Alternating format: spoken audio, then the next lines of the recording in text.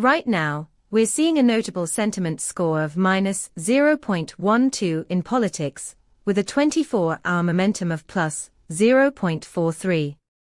This is particularly interesting, because the recent spike in momentum indicates a growing intensity in sentiment despite the negative score. You've probably noticed how often discussions around political events can shift rapidly. This could be a signal for emerging trends or reactions to specific events.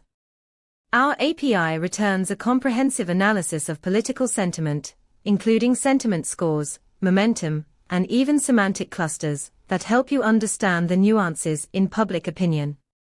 Imagine using this data to drive a real-time dashboard for political campaigns or advocacy groups. You could leverage these insights to adjust messaging or outreach strategies based on public sentiment shifts. For more details, visit pulsebit.lojenterprise.com/docs.